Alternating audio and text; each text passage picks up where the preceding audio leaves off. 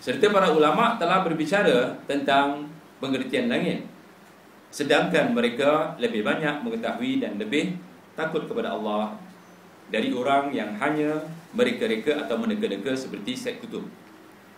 Kemudian Ibnu Jarir, Musa bin Harun telah menceritakan kepadaku, lalu ia menyebutkan seandainya sanadnya dari Ibnu Abbas dan Ibnu Mas'ud serta beberapa orang sahabat Nabi sallallahu alaihi wasallam tentang firman-Nya, "Wallazi khalaqa lakum ma fil ardi jami'an thumma istawa ila as-sama' fasawwahunna sab'a samawat." Apa dia? Yang maknanya dialah, yakni Allah yang menjadikan segala yang ada di bumi untuk kamu, dan Dia berkehendak menuju langit, lalu disempurnakannya menjadi 7 langit. Dia, yakni Musa bin Harun berkata, sesungguhnya arasy Allah tabaraka wa ta'ala berada di atas air, dan Dia belum menciptakan sesuatu pun sebelum apa yang telah diciptakan sebelum air. Maka tatkala Allah ingin menciptakan makhluk, Dia mengeluarkan asap kabut dari air tersebut, lalu kabut itu tinggi dan berada di atas air. Maka Allah menanamkan langit, yakni sesuatu yang tinggi. Lalu Allah menamakan langit sesuatu yang tinggi, arti langit sesuatu yang tinggi, kemudian air tersebut kering. Lalu Allah menjadikannya satu lapis bumi, kemudian dibelahnya menjadi 7. Dia juga menyebutkan sanadnya dari Mujahid tentang firman Allah, Dialah Allah yang menjadikan segala yang ada di bumi untuk kamu, dan Dialah berkehendak menuju langit. Ia berkata, bumi diciptakan terlebih dahulu dari langit. Tatkala bumi diciptakan, keluar darinya kabut, iaitu ketika Allah berfirman, dan Dia berkehendak menuju langit. Lalu disempurnakannya menjadi 7 lapis langit, dan seterusnya. Jadi seolah-olah apa dikatakan oleh Syed Qutb, jangan cerita masalah ni.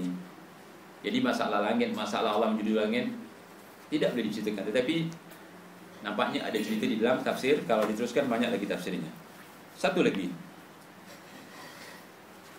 jangan jemu ya. Mungkin kaedah bahasanya saya tak boleh olah. Saya baca apa yang ada. Kalau baca kadang-kadang buku Indonesia hampir-hampir ada yang tak faham. Betul kan? Kalau tak faham lebih baik tanya nanti.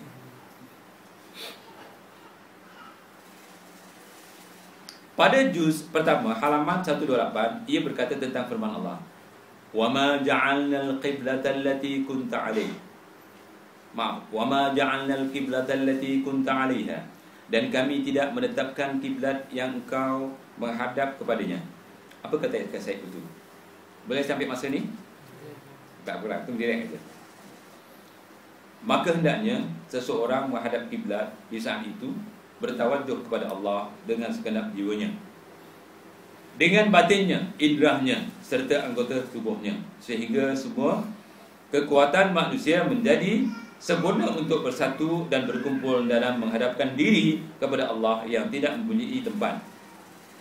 Allah tidak mempunyai tempat, yang ini Allah ada di mana-mana. Nanti kita baca dan seterusnya dalam kaedah wahdatul wujud. Kalau mengatakan Allah ada di mana-mana, ini akidah. Boleh kita kompromi masalah akidah? Boleh? Tidak boleh. Ini saya bukan buat fitnah ya. Sebab saya paling teruk benar apabila saya mendedahkan, saya sayang kepada anda sekalian. Okey, apa yang ada dalam tulisan saya itu, antara ambil. Tapi bagaimana akidahnya? Kalau saya tak katakan bahawa akidahnya sesat, melalui apa yang ditulis oleh masyayikh, bukan saya mencipta-cipta, dikumpul tulisan masyayikh yang begitu banyak, kitab-kitab mereka, semua yang dikatakan ulama salaf mengatakan, ikhwanul muslimin, sampai sekarang kami belum temui kitab yang tuntas masalah akidah. Sedangkan masalah akidah adalah masalah yang berat, rumit, masalah yang menjadikan manusia kekal di neraka atau di syurga. Ini bahaya. Maka oleh kerana masalah ini masalah bahaya, yang bahaya inilah kita kenalkan kepada manusia. Betul kan? Jalan raya yang bahaya teruk, signboard, ini bahaya, jalan raya yang bahaya. Ada sesuatu yang bahaya teruk, danger paling kurang, diberi keutamaan. Begitu juga masalah akidah. Bila masalah akidah, kami beri keutamaan masalah akidah supaya kita jangan sesat. Tetapi walaupun kita baca tulisan Ikhwanul Muslimin sesat tulisannya, tapi kita tidak menyesatkan dan mengkafirkan penulisnya. Kalau Anda membaca tulisan saya, Ikhwanul Muslimin, Ikhwanul Mufisin, setiap nama tokoh-tokoh Ikhwanul Muslimin disebut, saya doakan semoga Allah mengampunkan dosanya, semoga Allah meluaskan dan sebagainya. Kalau Anda faham masalah apa hukum, boleh mendoakan orang kafir? Saya nak tanya ni soalan simple, tak boleh jawab juga teruk sangat ni. Tidak boleh. Tidak boleh mendoakan orang kafir. Kalau saya mendoakan seorang yang sebut namanya, bermakna saya mendoakannya kerana saya yakin dia bukan kafir. Sebab manusia bila mati hanya Allah. Hanya Allah Subhanahu Wa Taala yang tahu penghujungnya, betul kan? Seperti tadi, mungkin dia nak mati, ada orang mengucapkan La ilaha illallah, dia mengucapkan La ilaha illallah masuk syurga. Jadi dia ahli kiblah yang tak boleh dikafirkan. Tetapi ada orang yang salah faham, dia mengatakan saya mengkafirkan Ikhwanul Muslimin, disesatkannya. Qaradawi disesatkan, tidak. Bila saya mesatkan Qaradawi, tapi tulisan Qaradawi yang sesat, kita katakan sesat, betul kan?